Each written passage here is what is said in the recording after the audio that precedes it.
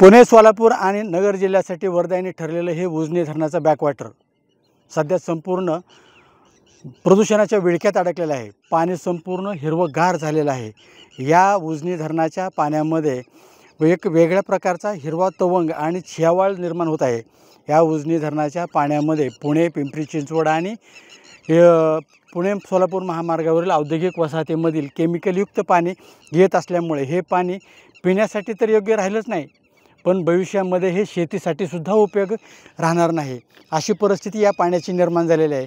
आपण पाहू शकतो की आपण 1-2 मिनिटापूर्वी ह्या पाण्यामध्ये एक पाण्याची बाटली भरून ठेवली।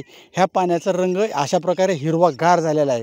खरं तर हे पाणी पिण्यासाठी तर योग्य नाहीच, म्हणजे माणसांच्या पिण्यासाठी योग्य तर नाही, पण जनावरांच्या सुद्धा पिण्यासाठी योग्य राहिलेलं नाही। ह्या पाणी आपण बाटलीमध्ये घेतलेलं पाणी हिरवंगार दिसत आहे।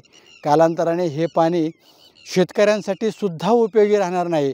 मग हे उजनीचं पाणी ह्या पुणे, सोलापूर आणि नगर जिल्ह्यातील शेतकऱ्यांना शाप की वरदान ठरत आहे। आता आपण आहोत उजनी जलाशयातील पाणलोट क्षेत्रामध्ये। इथं मच्छीमारीचा मोठा व्यवसाय चालतो। या उजनीच्या पाणलोट क्षेत्रामधून किमान साधारणतः 200 ते 300 कोटीचा टर्नओव्हर होणारा हा माशाचा व्यवसाय आहे, पण अलीकडच्या काळामध्ये तो अडचणीत आला आहे। उजनीच्या या प्रदूषित पाण्यामुळं या उजनीतील रोहू, कटला, वाम ह्या असे चांगल्या प्रजातीचे मासे नष्ट झालेत। आणि आता आपण फक्त पाहू शकतो की ह्या माशामध्ये फक्त चिलापी नावाचा एक प्राणी सापडतो, तो मासा सापडतो। आणि तो मासा साधारणतः एवढ्या जास्त किमतीचा नाही, पण ह्या माशाखेरीज दुसरा मासा जास्त सापडत नाही। ह्याचंच उत्पादन होतं आहे, कारण हे संपूर्ण प्रदूषित पाण्याचा परिणाम आहे। आपल्याबरोबर आहेत जाधव मच्छीमार, जे शहाचे आहेत।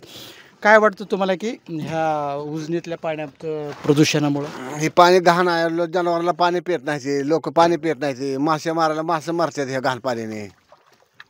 असं तुमच्यावरती त्याचा काय परिणाम, म्हणजे मासे धरून आल्यानंतर अंगाला खाज वगैरे काय असं? खांजवतं, पाणी खांजवतंय सगळं, पाणी खांजवतंय, घाण पाणी असल्यामुळे बरं आंघोळ करायची म्हणजे बरं खांजवतंय सगळं, रांग हात पाय खांजवतंय। 8 दिवसाला, महिन्या 15 दिवसाला गोळ्या घ्यावं लागते, इंजेक्शन करावं लागते।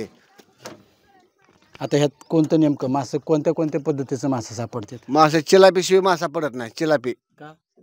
मग का तर ह्या पहिले माशाचे पिल्ले चिलापीने खाऊन टाकले, त्याच्यामुळे चिलापीच गावची पहिला माशाचं बीज जे होतं ते सगळं चिलापीने खाऊन टाकल्यामुळे ते बीज मरून गेलं सगळं।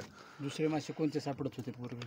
परबी, शिंगाडा, वाम, घोगरा, कटला, मिरगेल हे पहिलं गावाचे मासे। बरं आता चिलापी शिवाय मासा गावत नाही, कारण का तर आता चिलापी सोडल्यामुळं हे पहिल्या माशाचं बीज सगळं चिलापीने खाऊन टाकलं पिल्लं त्याची, त्याच्यामुळे चिलापीचे उत्पन्न जास्त झाले। आणि चिलापीला काय बाजार येत नाही, 30-35 रुपये किलो चिलापी जाते, ती मच्छीवाल्याला काय परवडत नाही चिलापी धरायला। ते एकंदरीत ह्या पाण्यामध्ये चिलापी शिवाय दुसरा मासा जगू शकत नाही आणि चिलापी दुसऱ्या माशाला जगू देत नाही, अशी अवस्था या उजनीची झालेली आहे। उजनीच्या कडेला आमचं शहा नावाचं गाव आहे, मी आता शहा गावचं आहे। मात्र पिण्याची प्रचंड पाण्याची समस्या उजनीच्या कडेला, कारण उजनीचं जे पाणी आहे नदीचं पूर्ण प्रदूषित झालेलं आहे, पाण्यावर हिरवा रंग आलेला आहे। कधी कधी आम्ही जनावरं नदीला घेऊन गेलो आणि ते पाणी तर जनावरं पिली तर ती जनावरं सध्या आजारी पडते, त्यामुळे पाणी काही उजनीचं आमचं कोण पित नाही। आम्ही डायरेक्ट पिण्याची समस्या असल्यामुळे आम्ही सगळं जारचं पाणी वापरतो। आता ग्रामपंचायतचं पाणी येतं आमच्याकडं, पण ती म्हणजे दोन्ही भांड्यासाठी किंवा घरात वापरायला ते पाणी वापरतो। पिण्यासाठी आम्हाला विकत पाणी घेऊन प्यावं लागतं। आणि ह्या उजनीचं जर पाणी चुकून कोणी पिलंच तर आजारी पडते ती, मग पोटाचा विकार होते ती, जुलाब होते ती, अशा सगळ्या समस्या सध्या उजनीच्या कडेला चालू आहे। त्यामुळं आणि जर एखादा व्यक्ती चुकून पाण्यात शिरला किंवा मग पोहायला किंवा काय पाण्यातली मोटर चालू करायला गेला तर सगळं अंग खांजतं, पूर्ण पाण्यावर हिरवा तवंग आलेला आहे, सगळ्या अंगाला दुखं होते, त्या जखमा होत्या त्या, आणि त्याच्यामुळे बऱ्यापैकी उजनीचं पाणी नदी इकडचं कोणच पित नाही। आमच्या गावात तर अजिबात पितच नाही, ती सगळी विकतच पाणी आणून प्यावं लागतं लोकांना। महाराष्ट्रातील सर्वात मोठं धरण असलेल्या उजनी धरणाच्या पाण्याच्या प्रदूषणानं पातळी देखील सर्वात मोठी गाठलेली आहे असं म्हटलं तर वावगं ठरणार नाही।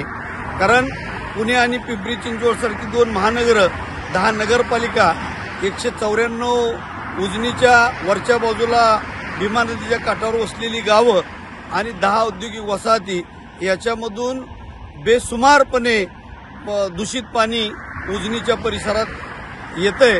आणि त्यामुळं केवळ माणसाच्याच आरोग्याला धोका निर्माण झालेला नाही, तर तो पशुधनाच्या आणि शेतीच्या सुद्धा आरोग्याला धोका निर्माण झालेला आहे।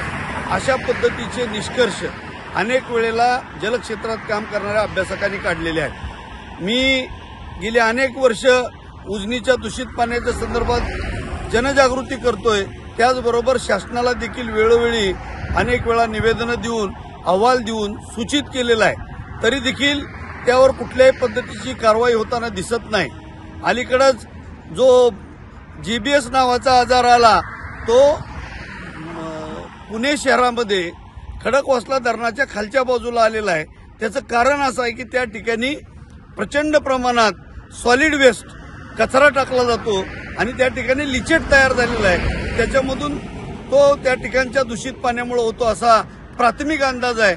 परंतु माझा आपल्या या चॅनलच्या माध्यमातून जनतेला एकच सांगणं आहे, हे this is a tip of iceberg म्हणतात ज्याला, हिमनगाचं टोक आहे.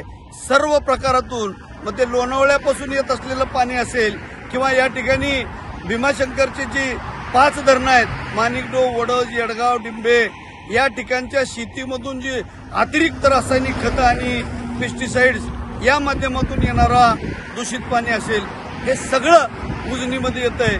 त्यामुळं उजनीच्या पाण्यामध्ये मानवी विष्ठेतले विषाणू आलेले आहेत, ज्याला फिकल कॉलिफॉर्म म्हणतो. त्याचबरोबर रासायनिक खतामुळं अनेक प्रकारची प्रदूषकं वाढलेली आहेत. पाण्यातला डिझॉल्व्ड ऑक्सिजन जो गरजेचा असतो तो शून्यापर्यंत पोहोचलेला आहे. या सगळ्या गोष्टीचा सरकारनं तातडीनं विचार करण्याची गरज आहे. महाराष्ट्राचे मुख्यमंत्री माननीय देवेंद्र फडणवीस यांच्या अध्यक्षतेखाली महाराष्ट्र पाणी परिषद नावाची एक परिषद 2005च्या कायद्यानुसार स्थापन झालेली आहे. माझी माननीय मुख्यमंत्र्यांना या निमित्ताने एक विनंती आहे की त्यांनी या पाणी परिषदेच्या माध्यमातून पाण्याचं वाटप याच्याबरोबरच पाण्याचा दर्जा आणि गुणवत्ता याबाबत देखील आपल्याला महाराष्ट्रातल्या जनतेला सूचित करावं असं मी त्यांना आवाहन करतो.